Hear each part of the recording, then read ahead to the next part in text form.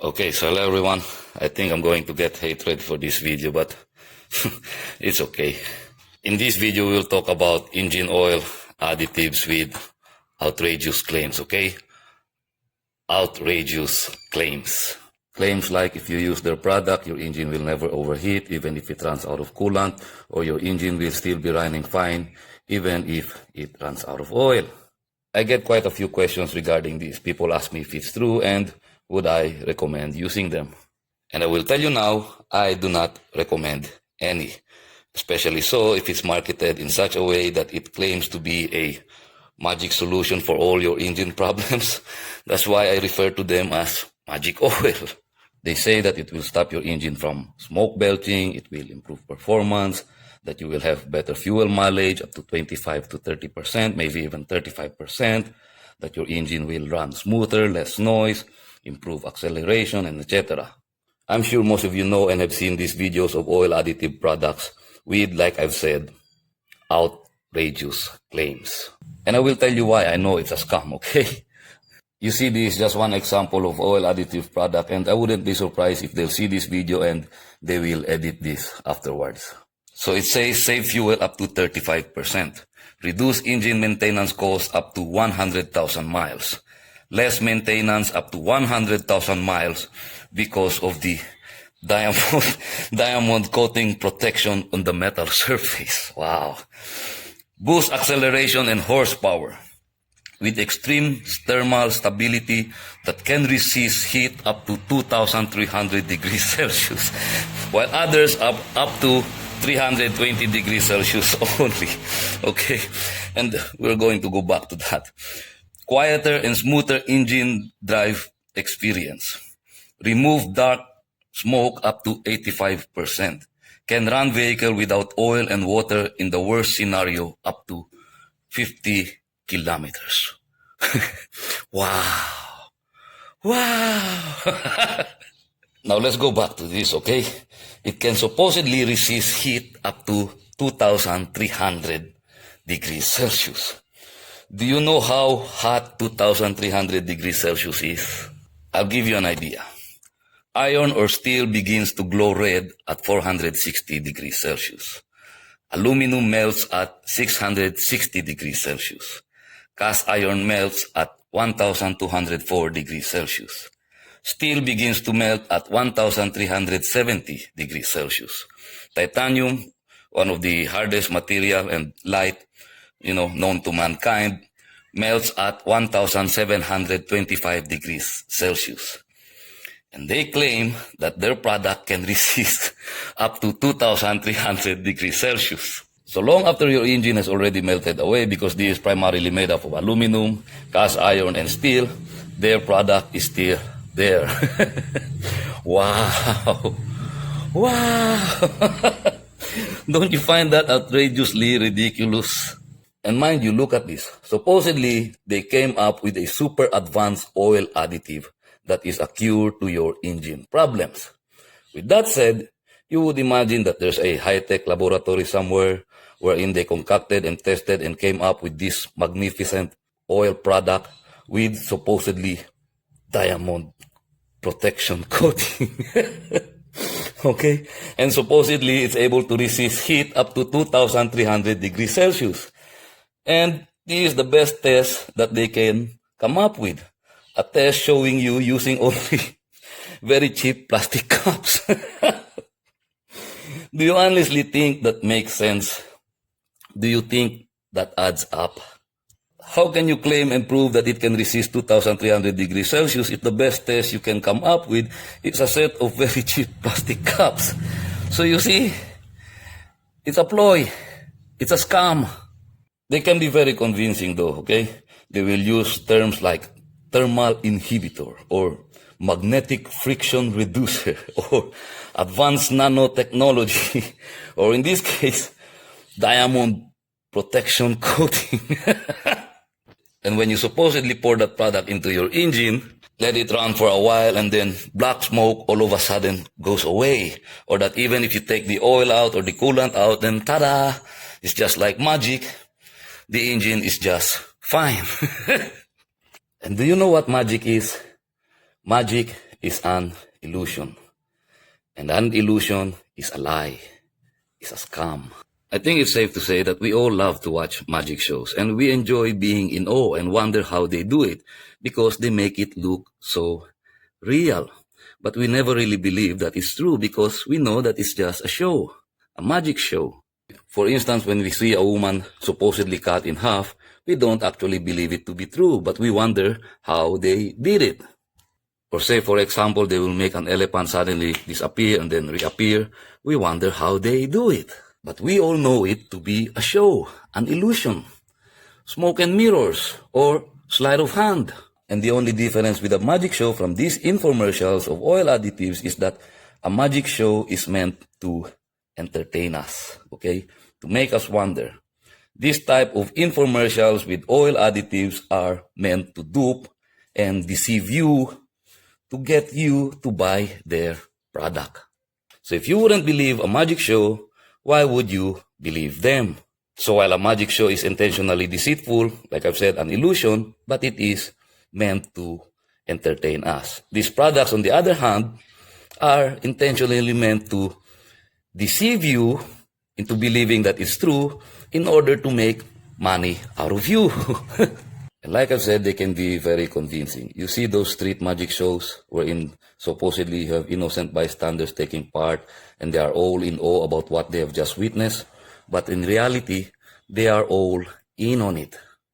And it's the same with these infomercials. They will pay for ads, they will hire trolls to make positive comments about its effectiveness to get you to believe that it is tested and real. They will get other people to be in on it to make it look more believable, just like a magic show. And that's common, especially in online shopping. That is why I said in this video, I do not do sponsored content, because at times, they will also sometimes hire content creators to advertise their product in order to get you to buy their product. And it's not only limited to oil additives like I've already said in this video. And this is basically their marketing strategy, okay? Say you have an engine that is already worn out, it's consuming oil, blowing a lot of smoke, it's making weird noises and all that other problems, okay? And the repairs entails a lot of money. Say, for example, if the engine already requires an engine rebuild, here it's typically around 50,000 pesos more or less. That's roughly around $1,000.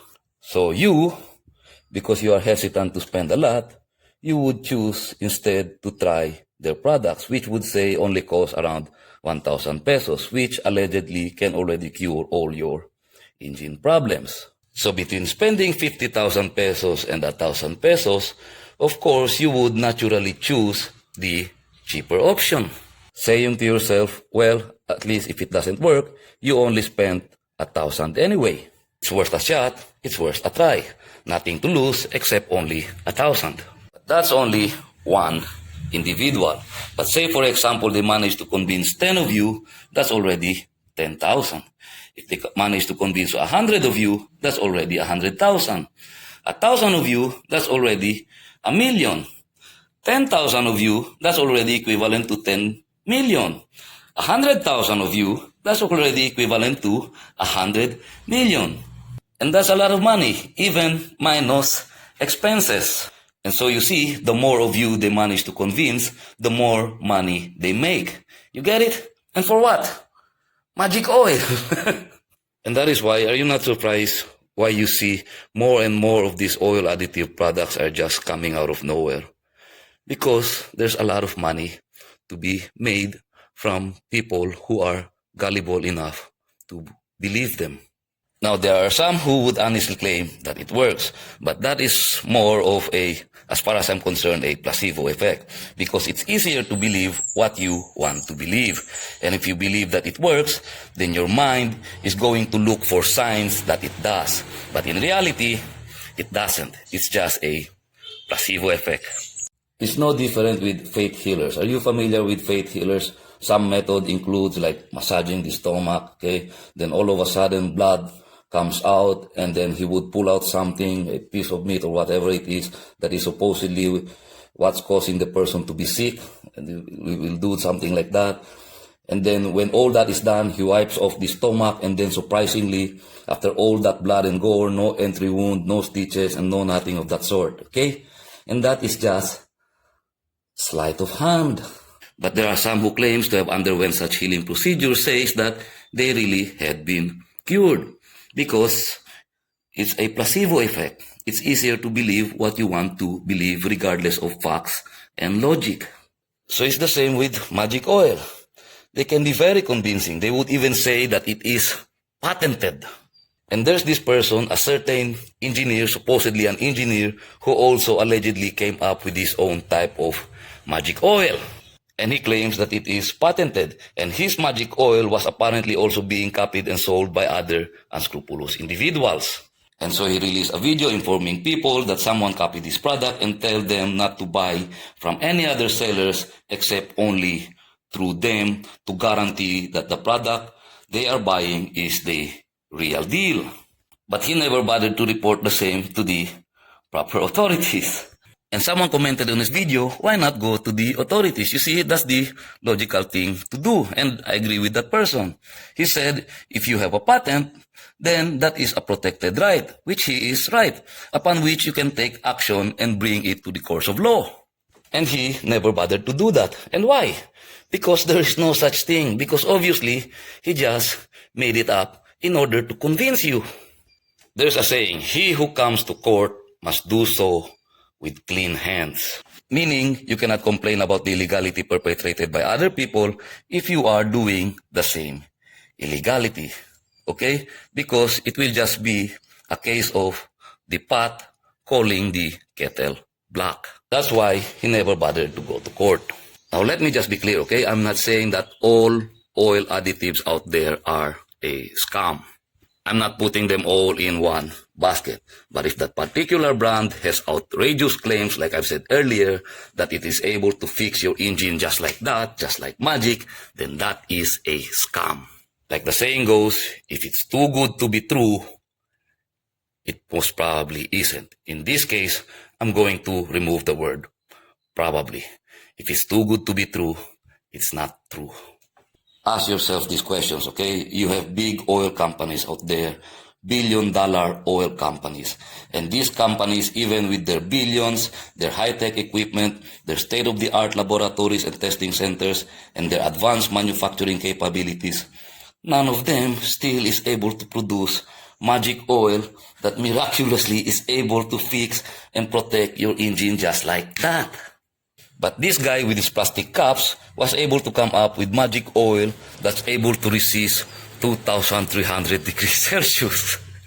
You see, I don't care whatever magic oil it is you say you use. If you're going to run your engine without oil, without coolant, your engine is going to be destroyed.